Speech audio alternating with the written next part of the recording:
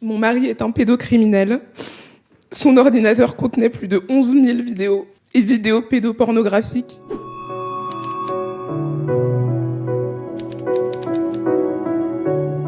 Lettre 473, appel des 500 mamans contre l'impunité de l'inceste paternel. Cher juge, je vous écris pour vous dire la vérité qui fait mal. Mon mari est un pédocriminel. Son ordinateur contenait plus de 11 000 vidéos et vidéos pédopornographiques, des documents insoutenables montrant des viols d'enfants âgés de 2 ans à 14 ans. Il a avoué se masturber devant ces horreurs depuis qu'il avait 14 ans. Mon fils m'a révélé que son père le violait. Mais toi, cher juge, en ne le condamnant qu'à du sursis et en lui donnant la permission de continuer à exercer ses droits de visite sur mon fils, tu as permis à ce criminel de le violer. Alors au moins aujourd'hui, ouvre grand tes oreilles et écoute ce que nous avons vécu. C'est bon, tu écoutes. Alors je commence. Cet homme a vécu dans notre maison, entouré de nos enfants.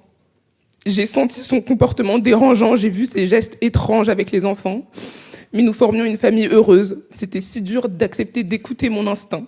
Mais un jour, l'instinct, celui de ma survie, m'a conduite à consulter son historique internet. Et sidérée, j'ai découvert son activité sur le dark web.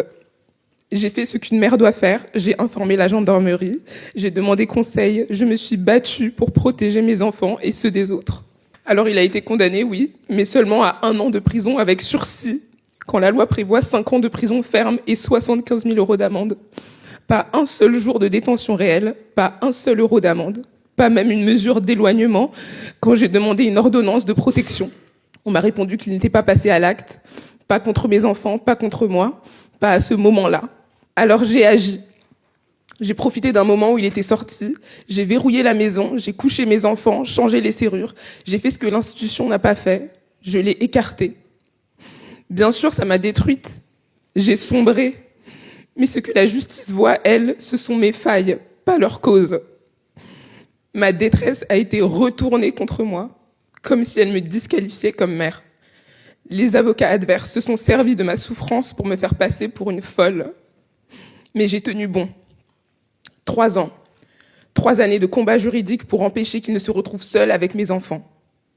Grâce à cette vigilance, les rencontres ont été encadrées sous la surveillance de sa mère ou d'un professionnel, et il avait encore une obligation de soins. Mais dès que cette période a pris fin, vous avez décidé qu'il était soigné. Et vous lui avez rendu un droit d'hébergement, un week-end sur 2, la moitié des vacances, seul avec nos enfants, sans tiers. Et moi, j'étais censée les lui remettre, comme si tout ça n'avait jamais eu lieu, comme si ces milliers de fichiers ne suffisaient pas. Mais j'ai refusé, à moins qu'un tiers ne soit présent. D'où ces premières plaintes pour non-représentation d'enfants. En juillet, il avait prévu de partir 2 semaines avec les enfants en camping. Comme il s'était engagé par écrit que sa mère serait présente durant ces 2 semaines, j'ai accepté la peur au ventre. Car tous, avocats ou services sociaux, me mettaient en garde. Si tu ne respectes pas le droit de visite du père, tu perdras la garde complètement. J'ai appris après coup qu'il avait passé la 2e semaine sans mamie. Le lendemain de leur retour, mon fils âgé de 3 ans déclare à la crèche que papa est méchant, il me touche le zizi.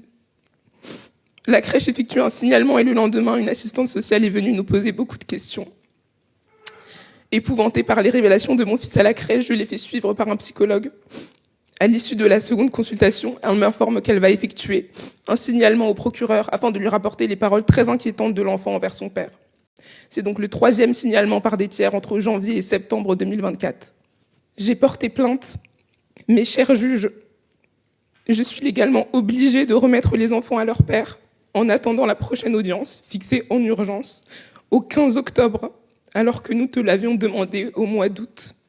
Un vendredi, le papa s'est rendu à l'école avant moi et muni de ton jugement, lui donnant le droit de garde, les maîtresses l'ont laissé partir avec les enfants contre ma volonté. Les gendarmes n'ont pas pu intervenir à cause de ce même jugement. Les enfants ont donc passé un nouveau week-end seuls avec leur père. Tu m'écoutes encore, cher juge ? Je termine. Sache que tu m'as fait perdre confiance dans la justice de ce pays. Je croyais qu'elle protégeait les enfants. Ça ne me fait pas plaisir de violer la loi, mais je préfère cela au viol de mes enfants. Sache que mon rôle de mère est d'écouter, de faire confiance à mes enfants et de les protéger avant toute chose. Sache que je suis fâchée, écœurée et épuisée de devoir me battre depuis plus de 3 ans pour que mes enfants puissent être protégés contre tous ces autres adultes censés veiller sur eux. Mais je crains que l'enquête soit classée sans suite, comme dans 99% des cas, car la parole de mon enfant qui a spontanément dénoncé à plusieurs reprises ce qu'il subissait ne suffira pas. Elle est de si peu de poids. Je crains donc que nous allons nous revoir bientôt, juge, et j'anticipe avec angoisse le sort que tu réserveras à mes enfants. J'espère que cette fois-ci tu nous écouteras. Ludivine, pour l'appel des 500 mamans lancé par Incesticide France.